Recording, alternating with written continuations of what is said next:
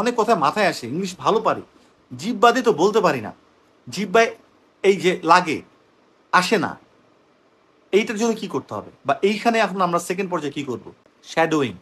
Shadowing হচ্ছে একটা স্পিকারকে আমি ধরবো, সেই স্পিকারকে ধরে সে যা বলতেছে আমি পজ করব এক লাইন, আমি সেটা 20 বার 30 বার বলবো। That's call shadowing. শ্যাডোয়িং করতে হবে আমাদেরকে, প্রচুর প্রচুর শ্যাডোয়িং করতে হবে। এই শ্যাডোয়িং যে আমরা করব, এই শ্যাডোয়িং এর ক্ষেত্রে আমি বলি আমরা কোনো ধরনের কোনো মানে খুব মানে একদম বুঝি না টুঝি না এরকম কোনো একটা স্পিকারকে ধরবো না যে হ্যাঁ ইংলিশ ভালো বলে, ব্রিটিশ অ্যাকসেন্টে কথা বলে, এরে আমরা ধরে নিয়ে আসছি এখন এই যা বলে সেটা করবো। No, Niharika English trainer, start with her speech. এরকম কেন বলতেছি?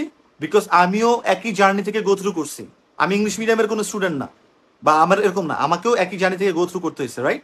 সো এই জিনিসটা আলটিমেটলি আমাদেরকে জানতে হবে যে কোনটা সহজ। নিহারিকা ইংলিশ ট্রেনার, ওর কথা দেখবো তোমরা সব বুঝতেছো, অ্যাকসেন্টও একটু একটু করে ধরতে পারতেছো, সো ফলো হার। ও একটা কথা বলতেছে যেটা সেটা একদম বিগিনারদের জন্য বলতেছি। যদি এমন হয় যে না we can understand better or something like it's not our cup of tea, maybe we can go a little bit far, that's different. কিন্তু এই জায়গাটা আমাদেরকে মাথায় রাখতে হবে যে নিহারিকার জিনিসটা করতে হবে, মাথায় রাখতে হবে নিহারিকার লেকচারগুলোকে একটু একটু করে আমাদের শ্যাডোয়িং করতে হবে, ঠিক আছে?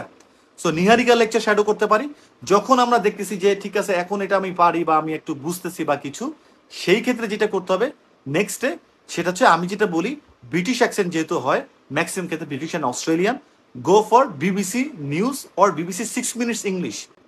ও কি বলতেছে লাগবে ঠোক, যেমন কানাডাতে আমরা বলি talk, what are you talking about, what are you talking about, talk.